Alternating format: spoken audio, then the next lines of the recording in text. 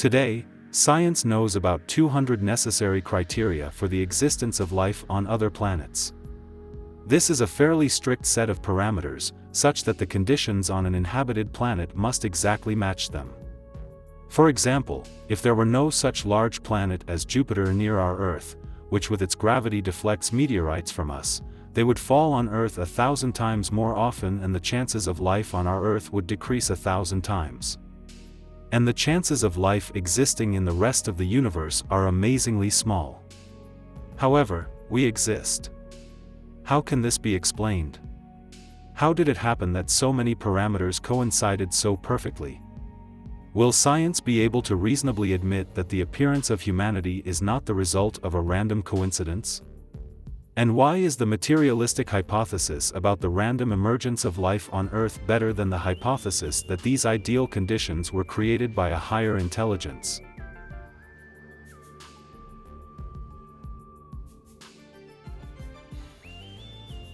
Moreover, fine-tuning of various parameters is necessary not only for the emergence of life on Earth, but for the existence of the universe itself. Much more of these parameters are necessary. The fine-tuning necessary for the existence of life on the planet is nothing compared to the fine-tuning necessary for the existence of the universe itself. For example, astrophysicists today know that the values of the four fundamental interactions, gravitational, electromagnetic, and strong and weak nuclear interactions, were established less than a millionth of a second after the Big Bang. Change even one value, and the universe cannot exist. For example, if the ratio between the strong nuclear interaction and the electromagnetic interaction changed by even 1 part in 100 trillion, then no stars would appear in the sky. Nor would the sky itself. Multiplying this single parameter by the other necessary conditions, we get a decrease in the chances of the existence of the universe in astronomical progression. Doesn't it contradict common sense that all this happened by itself, by chance? After all, it would be equivalent to tossing a coin 10 quintillion times and getting tails every time. The creator of the term Big Bang, astronomer Fred Hoyle, admitted that these data seriously shook his atheistic views. Later he wrote, "The common-sense interpretation of these facts suggests that a superintelligence is simply playing with physics, as well as with chemistry and biology.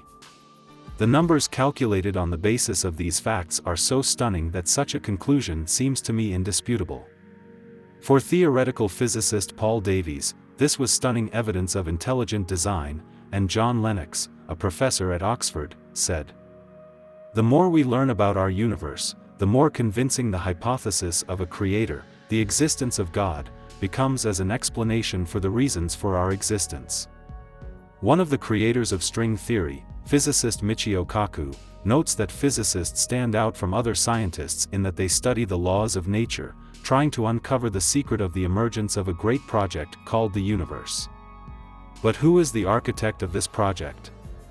If the fundamental laws of reality can be described in equations, then the question still remains, where did these equations come from? Discussing the main problem of scientific atheism, mathematician Amir Azel wrote that today's science is increasingly moving into the realm of information theory, and many things are usually considered as pure information. To create a human organism, a certain genome is needed, that is, pure information, which consists of 3 billion bits of information. This information can be expressed in pairs of the letters of the genetic code, A, T, G, and C. The question arises, who created this set of information necessary for life? While acknowledging a certain role for evolution, Amir Azel wrote that evolution itself is also a code, that is, a set of information. For something to evolve, it must initially have some initial design and a certain rule according to which this design changes over time. Where did this rule, this code, come from? The same arguments hold if we look at the creation of the universe as a whole. There must be some external force that created the initial information that triggered the birth of the universe and, ultimately, led to the emergence of life, intelligence, and people asking questions about where they came from. Yes, the universe is the greatest miracle of all time. This miracle of miracles, which is inevitable, with all the power of the star's radiance points to the existence of something, or someone, that is, the great creator, the supermind, God. And I hope that in the foreseeable future science will still be able to tell humanity who he is.